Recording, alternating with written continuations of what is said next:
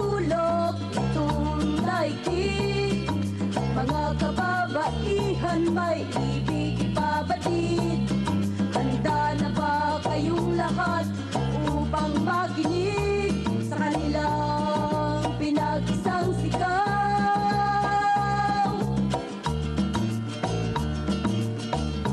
That's Dagmar and me. I'm Rod, and Helmut, the third delegate to the ESA conference, is hiding as usual behind the camera. We're on the way to Manila to participate in the 12th International Trade Union Conference of the KMU. KMU, Kilosang Mayo Uno, the May the 1st movement, is the umbrella organization for the militant unions in the Philippines. And the theme of the conference is Workers, Lead and Intensify the Struggle Against Imperialism and Strengthen International Workers' Solidarity.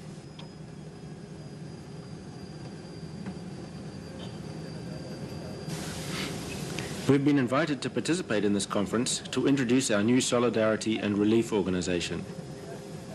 The ESA, or International Solidarity Affair, is a suitable platform for us to launch the idea of an organization dedicated to worldwide mutual support.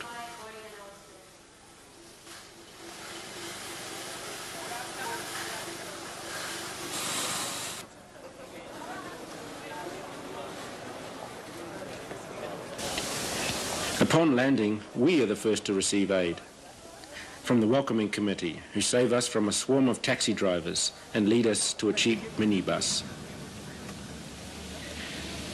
One could also call it a big jeep, or as the Filipinos call it, a jeepney.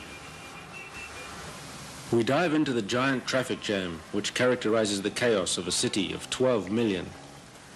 Despite a journey of less than 50 kilometers, it takes 3 hours before we are finally welcomed by the red banner at the gates to the conference site. A tropical paradise under coconut palms with a pleasant sea breeze.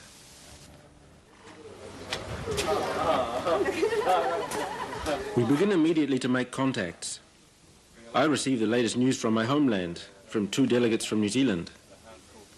Dagmar gets to know a Turkish Australian, who immediately receives greetings from a workers' organization he knows in Düsseldorf.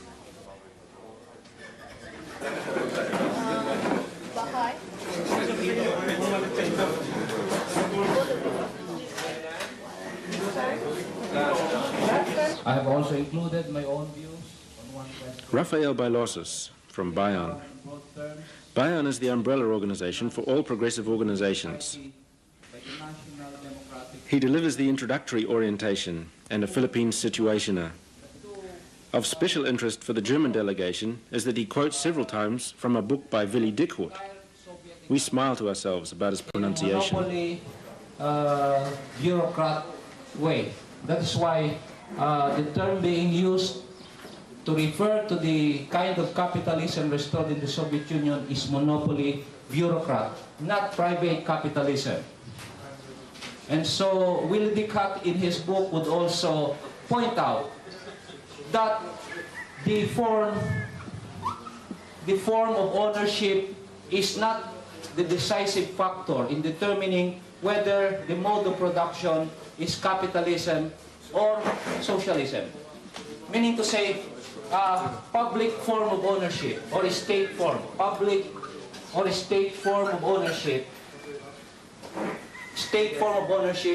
is not the most crucial consideration or factor.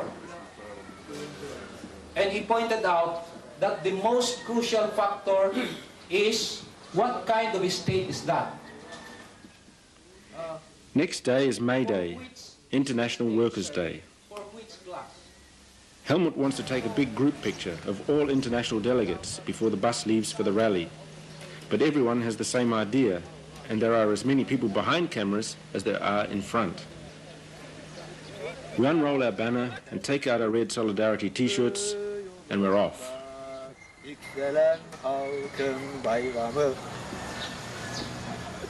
Good. Long live my day. Fine.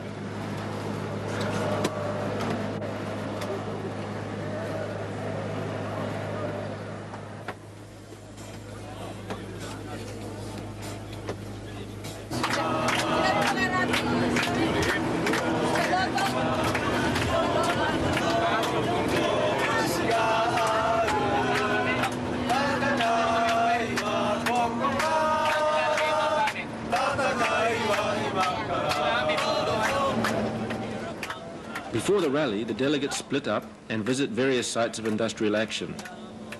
We decide to visit the workers at a Siemens factory. They've been on strike for 6 months. Siemens has a 40% share in this business called Etsy. It's a factory where they assemble and repair telephones. The 87 regular workers are all in the KMU union, and they are striking against the labour-only contracting out of their jobs.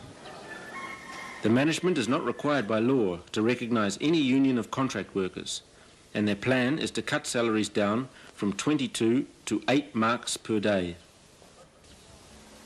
These picketers are afraid that even these pitiful wages would be further cut down after a year. Siemens has a record of using the poverty of contract workers to force them to become strikebreakers. Some production continues here because of this, despite the picket. 4 weeks ago, these workers received a solidarity fax from striking Siemens workers in Munich. It was a good morale booster. Cooperation and mutual support are seen by the workers on both sides of the globe as an important task for the future. In a little solidarity speech, we promised to help make further international contacts. Then, as a token of our solidarity, we hand over a record of international workers' songs. The world has become smaller, so to speak. We are able, for example, to come together as delegations from all parts of the world at the 12th ETHA from KMU conference. We want to work together to inspire international workers' unity like a shining lighthouse.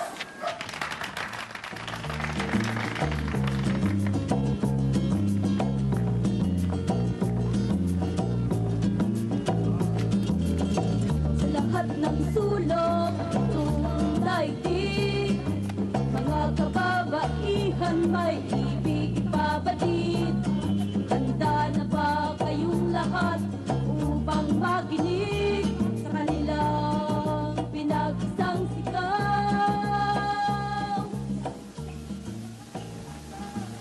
Later at the rally. More than anyone else, the young unionists have a great deal of fun being caught by our cameras. More than 10,000 have come with their demands, and we, the ESA delegates, are invited to participate from the beginning of the march.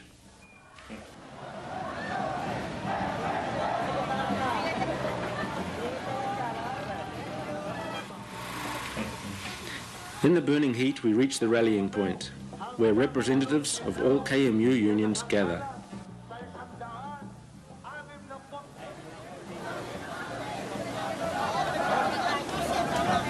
Another demonstration, which is also approximately as big, is taking place in another part of town, organised by what the KMU calls a Yellow Union Centre.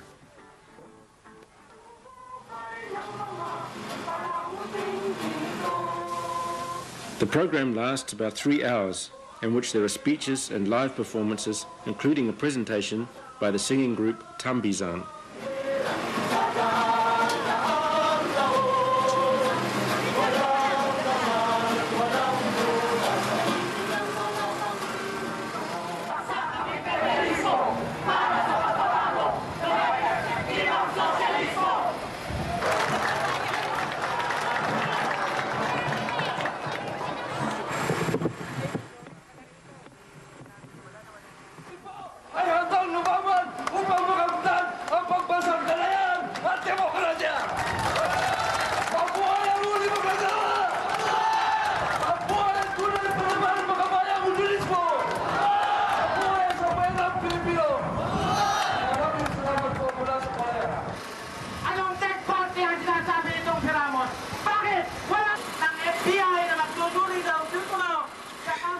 Every year, one of the ESA delegates is called upon to speak for all international guests.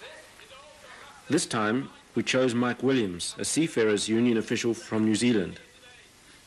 He spoke from the heart for all of us. Here in the Philippines, it is much more intense, but we are all fighting the same enemy, which we must identify in the International Monetary Fund, World Bank, and the big transnational corporations. Their message is that economic development and the workers' rights cannot strong together.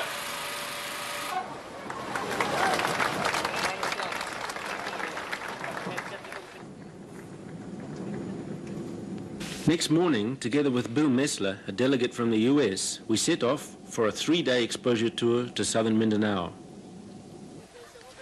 Everywhere we go, we experience traditional forms of struggle, such as the popular cockfight and modern American-style elections. Various bourgeois parties attempt to round up votes by foul means and fair for the Congress and local district elections. It is common knowledge that such elections run according to the 3 Gs: guns, gangsters, and gold. Amidst vote buying and false propaganda, there are 38 election murders at the last count. Not only critics are victims, bourgeois rivals, even former classmates, kill each other. Here at the pineapple processing plant of the infamous company Dole, we witness another quite unique type of election. 4 union groupings of all colors, between red and yellow, compete with each other for the votes of all Dole employees in the district of Palomalog. It's a certification election for the right of one of the unions to represent the workers for the next 5 years. Just as we see at the factories of other multinational companies like Siemens, San Miguel and EMI, we become aware concretely of how the bosses attempt to split, tame and ultimately smash workers' organizations. Through financial and ideological corruption, Dole succeeds in splitting the previously recognized union, NFL, away from the militant KMU umbrella and set up the glossy entertainment-packed certification elections, a la America, to confuse the workers and distort the issues. Workers still sympathetic to the KMU had to organize a completely new union to compete in the election, and in the end only managed to receive 1/4 of the votes, second place behind the incumbent NFL. As the results become public, the disappointment on the faces of the KMU organizers cannot be hidden. For the KMU, this election has national significance, as witnessed by the presence of the national chairperson, Crispin Beltran, Carbell, who does his best to keep the spirits high for the runoff elections between the KMU and the NFL, which will be scheduled to take place in a month or so. In overloaded wooden buses and jeepneys, we travel from one site of struggle to another. This cramped means of transport is called simply a tricycle.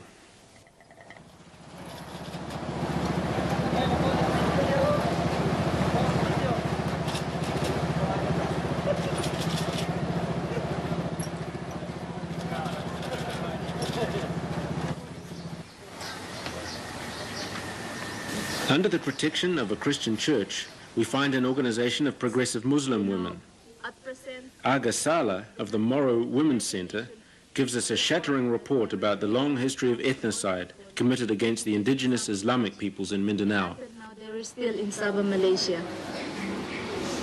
And the rest of these people was, massacred during that time. A serious massacre happened here. Like, for example, in Malisbo massacre, this is the biggest massacre. There are 1,500 men killed inside the mosque, inside the Muslim church. And the Pata Island massacre, there were 500 people killed. Manili massacre, 77, it was in 1977. And Balut Island massacre, this Balut Island massacre undocumented until now. There were 350 people killed, massacred through airplane, through the helicopter, And land massacre, Kiamba massacre. The cooperation between the Christian and Moro populations and the various progressive organizations is particularly well organized here. Aga speaks with affection about Bayan, which means both land and people in Filipino, and which is also the name of the United Front organization, which includes all progressive mass organizations in the country. This is Bayan, AGD Bayan General Santos City. Yeah. We buy $200 worth of handicrafts from Aga's Women's Collective and fly back to the ISA conference in Manila, deeply impressed by the land and people of the South.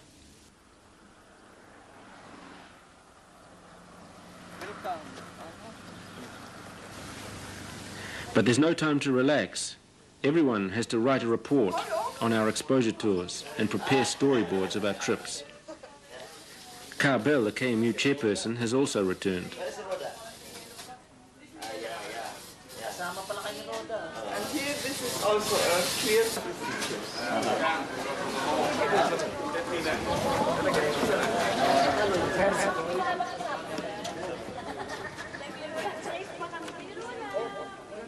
Why did they give us a little bit of the background about... I present our travel report, and Dagmar explains more about our Solidarity organization. And now they have to pay back for 30 years to the bank for these trees.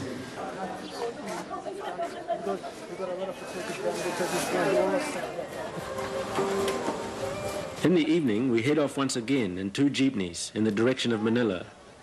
There on the main highway, a strike is taking place at a Japanese factory. Again, the issues are union busting and contracting out of jobs. So that's the way salary increases have been given to us. Then working conditions. It's very hot inside. Although there are a lot of electric fans being installed in the company. But sometimes because such conditions, the main boss. We spontaneously collect together $50 for the donation box, and the young workers are overjoyed that international union delegates are visiting them to show their solidarity. The EMI management here is even so crass as to hang a workers' slogan over the entrance to the main building.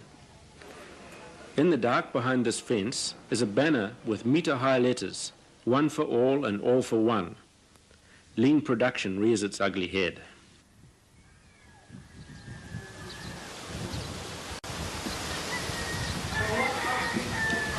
Next day, the 12th ISA conference is in full swing. The 45 delegates present papers about the union situation in their various countries. Last year, there were 10 countries represented. This time, including the Philippines, there are 18. Australia, Belgium, Canada, France, Germany, Greece, Hong Kong, India, Indonesia, Japan, Libya, Malaysia, Nepal, New Zealand, Taiwan, USA and Vietnam. We feel pressed to make an extra explanation of the principle of grand unity unionism in the German situation. Because in most countries, unionism is organized on an industry or trade basis. And a delegate from Germany.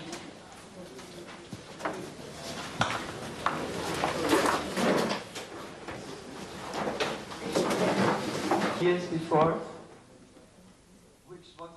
The emphasis of our report, however, is the proposal to set up a worldwide international solidarity and relief organization.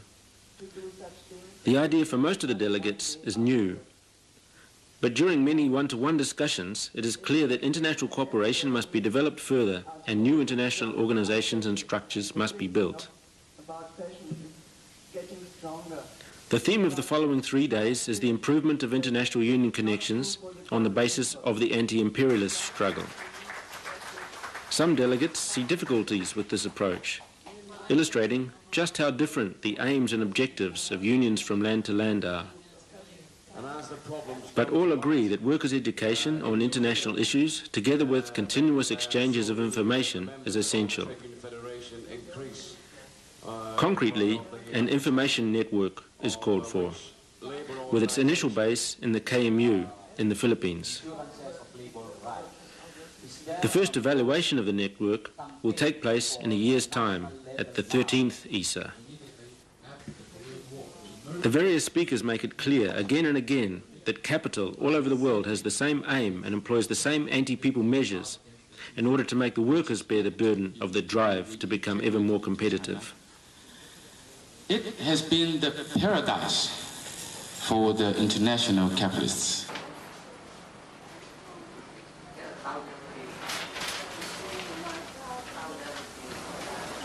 During our 13 days in the Philippines, we take the opportunity to make contact with the CHD, the Community Health and Development Organization. Doctors Jojo and Dolphs and Sister Esther show us an impressive film about their self-help oriented work amongst what they call the basic masses. The CHD arranges health centres, for example, where the organisations of poor farmers are already relatively strong. In the Philippines, there is a severe shortage of doctors, and for most people, the price of medicines produced by Western industry is far too high. The health workers pass on their knowledge of acupuncture, herbal medicine, hygiene, and other alternatives as part of their program of educating barefoot doctors. We introduce the idea of our initiative, and Jojo and the others find our perspective based on self-reliance and mutual solidarity good. They express interest in pursuing further cooperation with us.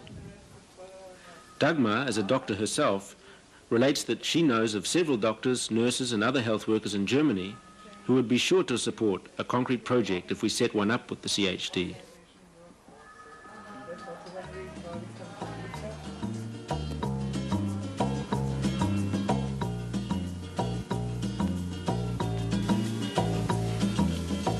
All in all, our journey was a big success and a concrete step towards the building of an international solidarity and relief organization.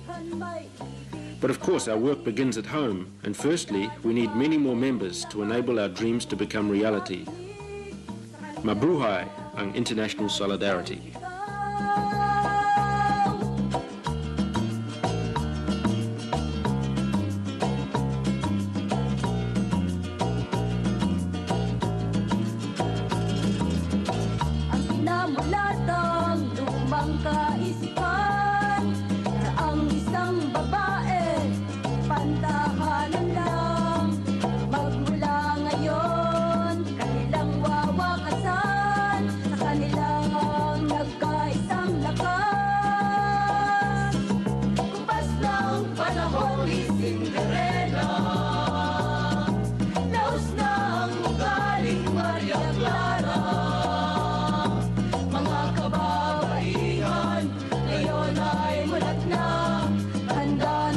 Tanggol at makibaka.